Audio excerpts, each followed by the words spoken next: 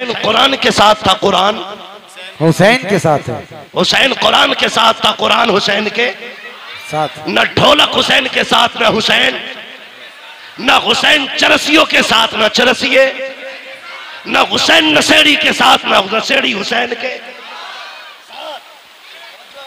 जी।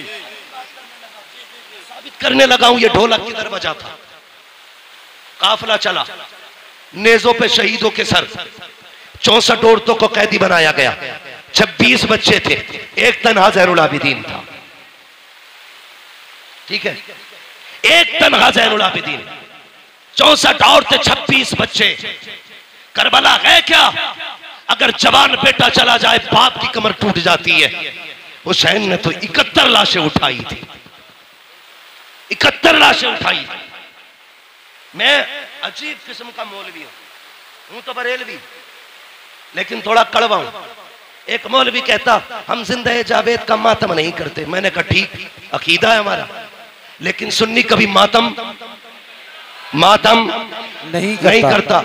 एक होता कि रोना, एक होता रोना आ जाना, रोना जानबूझ के मातम करना, आ जाना उनका दर्द सुन के आंख से बह जाना। हमें रोना आता है, रोते नहीं है, रोना आता है। तो वह कहता हम जिंदा जावेद का मातम नहीं करते, और उसने मिंबर को शेख चुल्ली का घर बना दिया। हक नहीं मौलवी को मिंबर पर चढ़ने का जो यहाँ चटकुले सुनाए। यहाँ वो बैठे जो अली के घर की बात करेगा या नबी के घर की बात करेगा। बेशक बेशक। मेरे बाप की जागीर है न तेरे बाप की जागीर है, ये मिंबर मुस्तफा की जागीर है। हुसैन सुने मिंबर क्या है? हजरत उमर फारूक आजम, आधी दुनिया का बादशाह, जिसके नाम से कैसर और किसरा कांपते थे, मिंबर पे बैठे। इमाम हुसैन का बचपना, खड़े हो गए, आके कहने लगे चचा उठिए, उठो। क्यों? ये मेरे बाबा का मिंबर है, ये मेरे नाना का मिंबर है। उठ गए, कहा अब क्या करूं? कहा अपने नाना के मिंबर पे जाइए। रो के कहने लगे शहजादे मेरे नाना का कोई मिंबर नहीं है। कहने लगे अच्छा, फिर ऐसा करो मेरे ही नाना के मिंबर पे बैठ जाओ। हजरत उमर ने कहा था लोगों, पहले उमर को अबू बकर ने बिठाया था, आज हुसैन ने बिठाया है। किसी की मां ने दूध नहीं पिलाया जो उमर को मिंबर से उठा सके। पता चला मिंबर भी इनका है, हुकूमत भी इनकी है। यहाँ चापलोस तोगले शेख चुल्ली नहीं चलेगा, या वो बोलेगा जिसकी रगों में अली अली होगा, जिसकी सांसों में नबी नबी हो। नारे हैदरी। तवज्जो है ना? काफिला चला, 20 औरतें रास्ते में इंतकाल कर गई थी, और सिर्फ इसलिए कि किसी को बेटे का गम था, किसी को बाप का गम था, और किसी को भाई का गम था। लेकिन ज़ैनब तेरी जुर्रत को सलाम, तेरी हिम्मत को सलाम। तूने एक का जनाजा नहीं देखा, भाइयों के जनाजे तूने देखे, बेटों के जनाजे तूने देखे, भतीजों की लाशें तूने देखी, भाई का कटा गला तूने देखा। लेकिन तेरी जुर्रत को सलाम, न तुझसे लोग सब्र ले सके, न तुझसे कोई कुरान ले सका। सब्र भी ज़ैनब के दामन में था, कुरान भी ज़ैनब के सीने में था।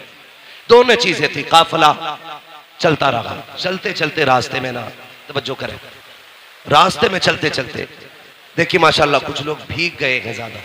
अगर ठंड लग रही हो ना तो जा सकते हैं, अल्लाह आपको शिफा बख्शे, सलामत रखे। मैं वैसे भी बात खत्म करने लगा हूं, अल्लाह आपको सलामत रखे। हाँ, क्या इरादा है भाई? अल्लाह आपको सलामत रखे। ये जो लोग हमारे भाई भीग रहे, इनकी खिदमत को रायगा ना जाने दें। ये कमेटी वाले लोग हैं, खून पसीना एक करके ना अपनी हुसैनियत का रंग दिखा रहे हैं। वो खून में भीगे थे, हम बारिश में भीग रहे हैं। हाँ, इतना तो हम भी कर सकते हैं ना, खून में न सकी बारिश में तो भीग सकते हैं ना। अल्लाह आपके हौसले को सलामत रखे, आपकी जुर्रतों को सलामत रखे। मौलाना उमर साहब माशाल्लाह, मौलाना इकरार साहब, ये आपकी मेहनत है, ये काशीपुर की आवाम दिल जीत लिया। यार मैं इतना राजी हूं तो करबला वाला हुसैन कितना राजी होगा। सुभान अल्लाह। और मेरे नबी ने कहा जो मेरी औलाद पर एहसान करता है, या तो मेरे बेटे उसका बदला देंगे, अगर वो नहीं देंगे मैं मदीने से आके उसका बदला देता हूं। मेरे नबी ने कहा है हम अपनी औलाद पे किसी का एहसान नहीं रखते, हम अदा करते बदला फौरन। तवज्जो है। काफिला चला, ये काफिला गलियों से गुजर के जा रहा था। यजीद की तरतीब ये थी, अमर इब्ने साद, कुछ लोगों का खालू लगता है यजीद। और मेरी समझ में एक बात नहीं आती, कुछ हजरत अमीर माविया को गाली देते। तवज्जो है ना कि यजीद उनका बेटा था इसलिए गाली देते। मैंने कहा अगर बेटा होना बाप के लिए जुर्म है तो फिर जिसने सबसे पहला तीर इमाम अली मकाम के खेमे में मारा था, जानते हो वो कौन है? वो अमर इब्ने साद है। और हजरत साद इब्ने अबी वक्कास का बेटा। कौन साद इब्ने अबी वक्कास? जब हुजूर दुश्मनों के बीच में घिरे तो साद इब्ने अबी वक्कास यूं हुजूर के आगे खड़े थे, आका की कमान उनके हाथ में थी, वो तीर चलाते, हुजूर निकाल के देते। सारी दुनिया कहती मेरे माँ बाप नबी पे कुर्बान, और हुजूर कहते थे साद तुझ पे मेरे माँ बाप कुर्बान। उनका बेटा है अमर इब्ने साद, सबसे पहला तीर मार के कहता कबाग रहना, हुसैन के खेमे पे पहला तीर मैंने चलाया। शर्म करो। पता चला हाँ, नूह के घर में बागी बेटा पैदा हो सकता है, ये अल्लाह की कुदरत है। वो शैतानों में वली पैदा कर देता है, वलियों में शैतान। तो ये जिम्मेदारी हज़रत अमीर माविया पे न थोकिए। हम सुन्नी बरेलवियों का अकीदा ये है, हर सहाबी नबी,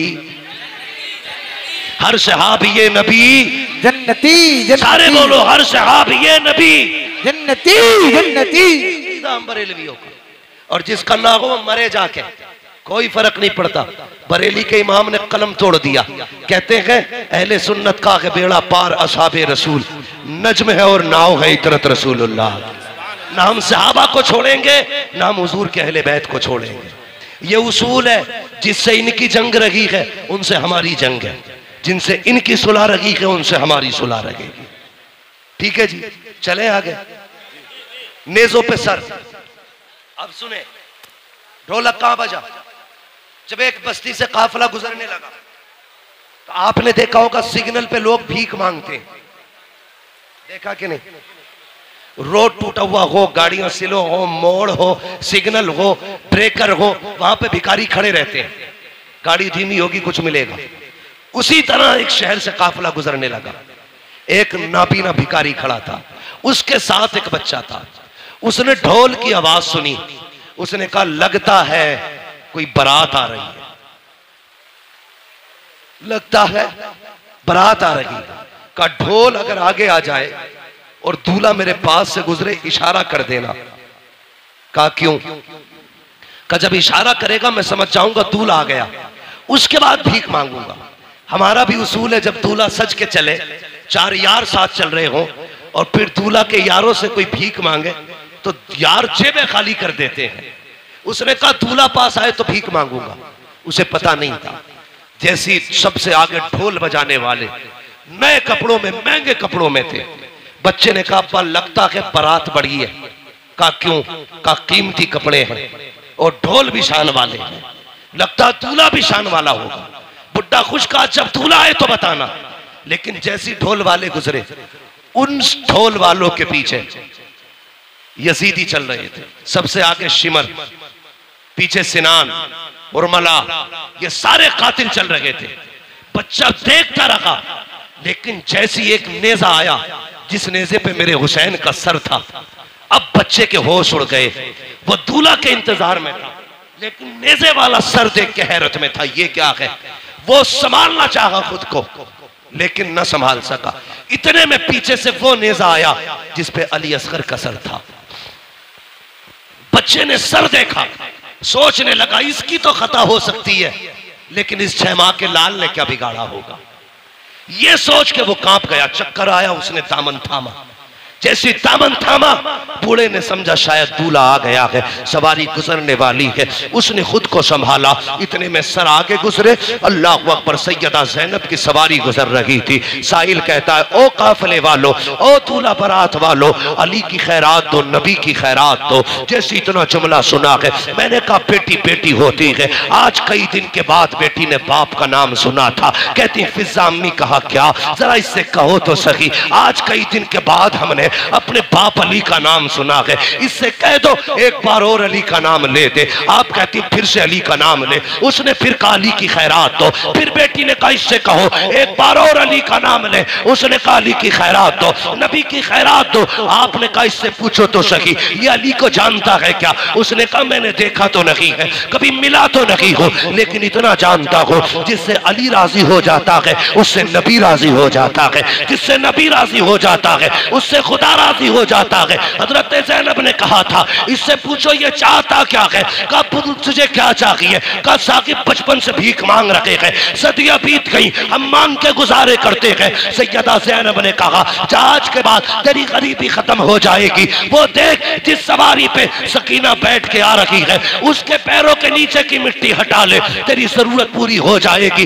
बच्चे ने तोड़ लगाई, वो सवारी जिस पे अली की सकीना जा रही है उसके नीचे की मिट्टी हटाई, पैरों की सोने का ढेर निकल आया। कहता अब्बा जी काम हो गया है। कहा क्या हुआ? कहा ये जो कैदी गए हैं इन्होंने पता बताया था मिट्टी हटाओ मिल जाएगा। कहा मिट्टी हटाई है मिल गया। कहा क्या मिला है? कहा सोने का ढेर निकल आया है। उसने कहा ठुकरा दे इसे सोने को। कहा फिर? कहा वहां लेके चल जहां ये कैदी गए हैं। कहा क्यों? कहा तू नहीं जानता है ये जो कैदी गुजर के गए हैं कोई आम कैदी नहीं है, या तो अली की बेटी गई है या नबी की बेटी गुजर के जा रही है। नारे तकबीर, नारे रिसालत, उलमाए अहले सुन्नत, मसलके आला हजरत, शहीद आजम कॉन्फ्रेंस, मुफ्ती हम्माद साहिब क़िबला। सुभान अल्लाह, सुभान अल्लाह, अल्लाहु अकबर। ये काफिला है। कहा या तो अली की बेटी है या नबी की बेटी है। कहा तुम्हें कैसे पता चला? कहा ये शान सिर्फ खुदा ने उन्हीं को दी है, अगर वो कह देंगे तो मिट्टी सोना हो जाएगी, वरना कोई और नहीं है ऐसा। खुदा की कसम मंगता तो है मंगता कोई शाहों में दिखा दो जिसको मेरे सरकार से टुकड़ा ना मिला हो। आता है फकीरों पे उन्हें प्यार कुछ ऐसा खुद भीख दे और खुद कहे मंगते का भला। वाह वाह वाह, बेशक बेशक, सुभान अल्लाह।